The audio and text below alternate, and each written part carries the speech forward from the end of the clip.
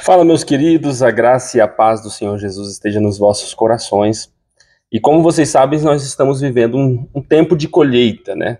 Como que funciona isso, Lucas? O Senhor se revela a nós um tema, o que Ele quer fazer entre nós como igreja local. E nós buscamos conhecer mais daquilo que Ele quer fazer conosco, certo?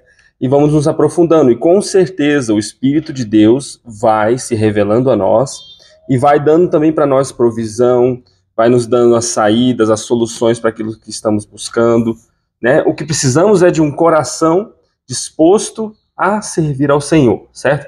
E nesse tempo de colheita, eu já fiz o primeiro vídeo, o Senhor tem se revelado para nós como semeadura e multiplicação, né? Então, todos nós temos, no mínimo, uma semente dada pelo Senhor para que possamos semeá-la e multiplicar aquilo que o Senhor tem.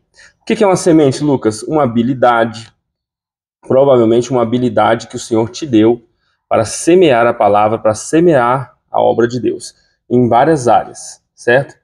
E aí você precisa ter responsabilidade. Você precisa responder a essa habilidade. Deus te deu uma habilidade não para que você escondesse ela, não para que ela ficasse escondida ou guardada ou enterrada. Deus te deu uma habilidade para que você responda a ela de acordo com o propósito de Deus, de acordo com a obra de Deus. Propósito, né, nessa habilidade. E esse segundo vídeo que eu quero fazer sobre a colheita, ele tem a ver com a segunda característica de que o Senhor se revelou a nós. Primeiro foi semeadura e multiplicação. Você precisa semear essa habilidade, multiplicá-la, né? Fazer discípulos, ensinar, plantar, lançar a semente. Mas a segunda coisa que o Senhor nos revelou é que Ele vai se usar daquilo que temos. Entenda, Ele já te deu a semente. Todos os filhos, todos aqueles que servem ao Senhor, já têm a semente dada pelo Senhor. Ele não vai dar outras coisas agora. Ele quer que você semeie aquilo que Ele já deu para você. E Ele trouxe um ponto bíblico para nós que está aí lá em 6 de João, a primeira multiplicação dos pães. Eu vou ler um pedacinho para nós aqui. Depois disso, Jesus atravessou o mar da Galileia, conhecido também como o mar de Tiberíades. Uma grande multidão o seguia por toda parte, pois tinham visto os sinais que ele havia realizado ao curar os enfermos. Então eles estavam assim admirados. Então Jesus subiu ao monte, sentou-se com os seus discípulos. Jesus se sentou com os discípulos. Era quase tempo da festa judaica da Páscoa. Jesus logo viu aquela grande multidão, ele estava em cima de um monte, ele olhou, viu aquela grande multidão, né, que estava ali atrás dele. Voltando-se para Filipe, presta atenção, e o Senhor faz isso sempre conosco. Você precisa aprender a lidar com os desafios que o Senhor te dá ou te propõe.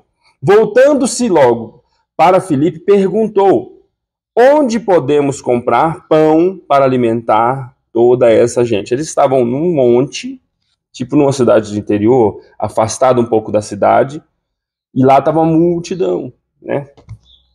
E Jesus fez essa pergunta para os discípulos, voltando-se para Filipe, para testá-los. Olha só, onde podemos comprar pão para alimentar toda essa gente?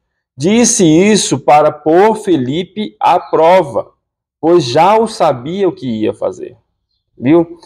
Filipe, então, entenda, você está sendo treinado para ser um líder, para ser um príncipe, um rei e um sacerdote. Você está sendo treinado. A obra de Deus hoje é para que você aprenda a lidar com a obra do Senhor, a administrar a obra do Senhor. Olha o que Filipe respondeu: mesmo que trabalhássemos vários meses, não teríamos dinheiro suficiente para dar alimento a todos. A resposta de Filipe nada mais é do que uma resposta natural. Você deve parar de olhar pelo natural, andar pelas coisas naturais. Você precisa começar a andar pela fé. Para de olhar pelo natural. Eu não consigo tal coisa, eu não consigo chegar a tal nível, eu não consigo dinheiro de tal, não consigo. Pare com isso, você está olhando ao natural, você não está olhando pelos olhos da fé. Mas era um teste. Veja, você também vai receber esse desafio. E quando Deus te fizer esse desafio, você vai olhar no natural ou vai olhar pelos olhos da fé? Então um dos discípulos, André, irmão de Simão, falou: aqui está um rapaz com 5 pães de cevada e 2 peixinhos. Olha, um líder, ele precisa enxergar naqueles que ainda são pequenos um grande potencial. Então, André também foi testado, também estava no meio dos discípulos. Ele viu uma solução, mas ele pensou ainda, se deixou levar ainda pelo natural. Mas o que adianta isso para tanta gente? Veja, você está andando com o Rei da Glória. Você está andando com aquele que pode multiplicar todas as coisas. Mas é necessário você se dispor, no mínimo, do que você tem. É aquilo que Deus falou para que o homem de Deus falou para aquela mulher que tinha um pouquinho de azeite na botija. Ou aquela outra também, essa no caso, que os devedores lá, o marido dela ficou devendo, ela veio os cobradores levarem os seus 2 filhos, e ela foi até o homem de Deus falou assim, o que você tem em casa? Ela falou, um pouquinho de azeite, é uma garrafinha de azeite com um pouquinho de azeite. Falou, pede não poucos vasos, o quanto você conseguir. Só que muitas vezes nós deixamos de crer na multiplicação, deixamos de crer e de saber com quem estamos andando. Nós estamos andando com o Rei da Glória, com o provedor de todas as coisas, com o Criador de todas as coisas, com o multiplicador de todas as coisas. Sabe? E ele já te deu uma semente, uma habilidade para que você possa semeá-la. Então creia com quem você está andando e semeie aquilo que ele colocou no seu coração, porque isso se transformará em mantimento para milhares de pessoas. Ali, ó, está escrito aqui mais embaixo, ó, Jesus respondeu, digam-se ao povo que se assentem e cobrir aquele monte. E eram cerca de 5.000 homens, mais as mulheres e as crianças. Nós podemos dizer que tinham 15.000 pessoas, de 15 a 20.000 pessoas ali naquele lugar. E você olha pela situação, pelas circunstâncias, pela dívida, pelos problemas, pela enfermidade, e você esquece de olhar para quem você está andando. Você está andando com o provedor, com o multiplicador, com quem resolve todas as coisas. Sabe, o foco da nossa vida deve ser o Senhor. O foco da nossa vida não deve ser as nossas provisões, não deve ser aquilo que temos ou deixamos de ter. Não deve ser isso. Eu já vi muitos amigos e irmãos falarem assim, quando eu tiver tal coisa, eu vou fazer isso. Quando eu ganhar tanto, eu vou fazer isso. Não, isso é coração. Se você não faz agora, quando você tem pouco, você não fará quando tiver muito. Certo? Então, esse segundo vídeo deixa para nós essa chave. Deus vai usar o que você tem, a habilidade que você tem. São sementes. Todo fruto tem sementes.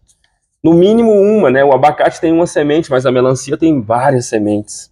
Mas todas elas produzem milhares de milhares. A questão é se você crê nisso. A questão é se você está disposto a andar por fé e não por condição natural. Sabe, você será resistido, você será testado, até pelo Senhor, para que mostre o seu coração. Deus já conhece o teu coração. Quem não conhece é você. Você que precisa conhecer-se a si mesmo, conhecer o seu próprio coração. Se disponha a andar por fé e não por vistas. Fique com Deus.